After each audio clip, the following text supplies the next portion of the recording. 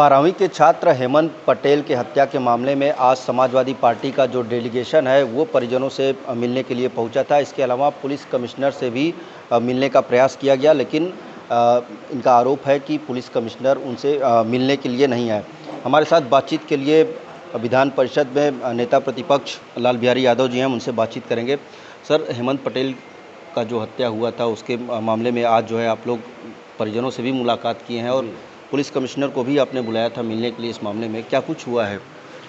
अब हम लोग जो है परिवार से मिलने गए तो परिवार तो बहुत जानते हैं, कक्षा 12 का छात्र जिसका लड़का है, परिवार का है, वह कितना हताहत है। उन लोगों ने घटनाक्रम को बताया कि 2 लड़के आए जो है और हमारे लड़के को लेकर के विद्यालय में गए। उन लड़कों ने बताया कि प्रिंसिपल साहब बुलाए हैं और उनके प्रिंसिपल साहब के नाम पर लड़का हमारा चला गया। जो वहाँ जाने पर उसको गोली मार करके हत्या कर दी गई और FIR दर्ज हुआ है। अब उसमें CO द्वारा जो है कल और आज दोनों दिन टेलीफोन किया गया कि नहीं, लड़कों के खिलाफ़ कार्रवाई आप मत करिए, जो है मुकदमा वापस ले लीजिए। तो यह तरह की धमकी जो है अगर पुलिस विभाग के अधिकारियों द्वारा दी जा रही है तो जिससे साबित हो रहा है कि ये CO और SHO द्वारा जो है न्याय नहीं मिल पाएगा। इसलिए परिवार का ये कहना है कि इनको हटा करके जो है, और इसीलिए CP महोदय को हम लोग बुला रहे थे कि वो उनसे बात को बताया जाए। हमने इसीलिए जो है घटना टेलीफोन नंबर और समय का भी जो है जिक्र करना चाहा, जो है कि 25 तारीख को कल इन्होंने जो है 2:54 पर और आज 26 तारीख को 10:02 पर अपने मोबाइल नंबर जो सरकारी है 94 54 40 16 39 से इन्होंने टेलीफोन किया परिवार में और इस तरह की उन्होंने धमकी दिया। और दूसरी चीज़ ये है कि वो CCTV कैमरा का फुटेज निकलवा करके देख लिया जाए कि घटना किस तरह से हुई, जो है उससे साबित हो जाएगा। इनकी सर्विलांस पर मोबाइल जो है रखी जाए, उससे भी क्लियर हो जाएगा कि इन्होंने घटना को अंजाम देने के लिए उसके पूर्व जो षड्यंत्र बनाया था वह किस तरह से बनाया था, कब से बनाया था। आप CP को फ़ोन किए थे, उनसे मुलाकात करने का प्रयास किए थे, क्या CP द्वारा फ़ोन उठाया गया हुआ है यहाँ पे? नहीं, CP को मैंने टेलीफोन नहीं किया था। मैं किसी अधिकारी को टेलीफोन नहीं करता। मेरे PS हैं विनय कुमार पांडे, वह जो है उनको अधिकार है, वो जो है अधिकारियों को टेलीफोन करते हैं और वह सूचना लेते हैं, सूचना देते हैं। उनको मैंने टेलीफोन किया, उन्होंने बताया जो है कि मैं 6-7 बार टेलीफोन किया, कोई रिस्पांस नहीं मिला। फिर PRO को टेलीफोन किया, PRO ने कहा कि मीटिंग में है। इसके बाद फिर मैं इस समय जो है आधा घंटा पूर्व टेलीफोन किया, उनसे पूछा तो उन्होंने बताया कि अब न टेलीफोन जो है CP उठा रहे हैं, न उनका PRO उठा रहे हैं, जबकि ये शासनादेश इनको मिला हुआ है। पहली बार हुआ ऐसा? नहीं, दूसरी बार हो रहा है। पहली बार तो 3 दिन पहले मैं आया था, तो 3-4 दिन पहले जब हरीश मिश्रा जी के घटनाक्रम पर वहाँ भी बुलाया था, तब भी नहीं आए CP महोदय, और न तो कोतवाल जो है शीघ्र आए। उन्होंने एक अपना प्रतिनिधि भेजा तो मैंने प्रतिनिधि से बात करना उचित नहीं समझा, वापस कर दिया। और आज जो है CP महोदय को बुलाया गया और उनको बुलाने का महज इतना ही कारण था कि आपके CO और SHO ये क्यों उस परिवार को धमकी दे रहे हैं, इनको हटाइए, उनकी जगह कोई ईमानदार अफसर ले आइए और इस घटना की वो तफ्तीश करें।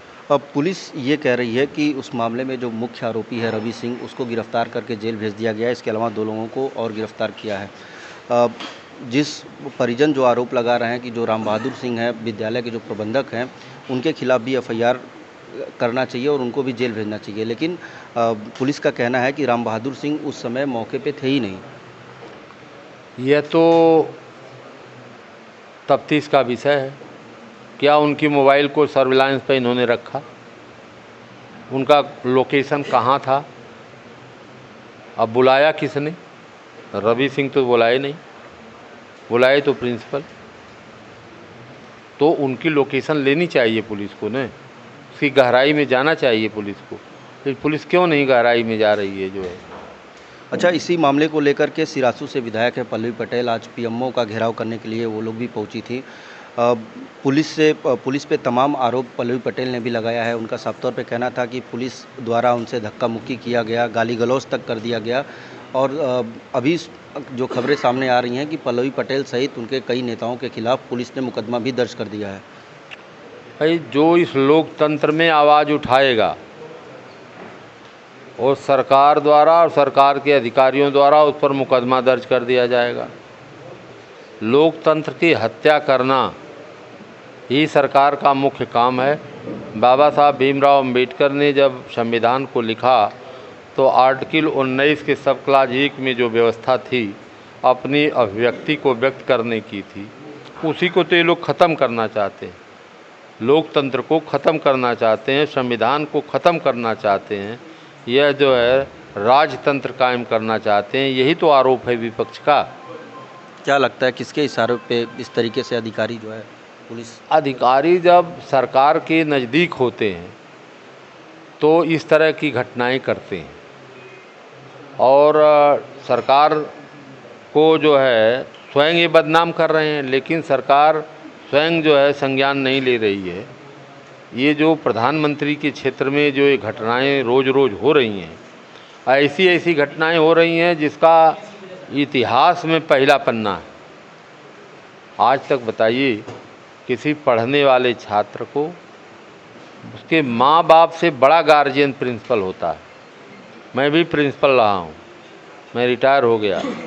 और कोई भी लड़का हो लड़की हो विद्यालय में अगर कोई अनुशासनहीनता करता है, उसका संज्ञान प्रिंसिपल को हुआ तो वो बुला करके बात करता है और उसके बाद भी अगर उसमें सुधार नहीं होता तो उसके गार्जियन को बुला करके उससे बात करता है। इसके बाद गार्जियन भी कंट्रोल नहीं कर पाता है जब, तो उसका नाम निकाल के विद्यालय से बाहर कर देता है।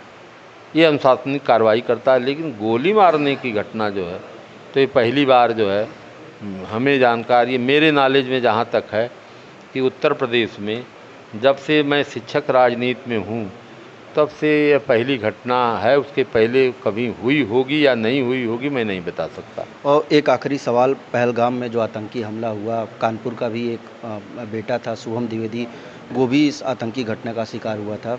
मुख्यमंत्री योगी आदित्यनाथ समेत कई नेता वहाँ पर परिजनों से मिलने के लिए पहुँचे थे। अखिलेश यादव अभी तक गए नहीं है। इसको लेकर के भी अब सियासत शुरू हो गई है। लोग कह रहे हैं कि पीडीए का हिस्सा नहीं है इसलिए अखिलेश यादव नहीं गए। नहीं। देखिए, माननीय अखिलेश यादव जी के अंदर ये सब चीज़ें सोच नहीं है। समय की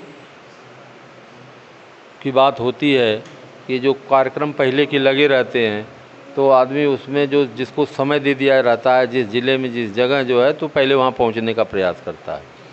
और द्विवेदी जी कोई हम लोगों के विरोधी नहीं हैं। उनके साथ जो है जो दुर्घटना हुई उससे पूरा समाज मर्माहत है, हम लोग भी मर्माहत हैं।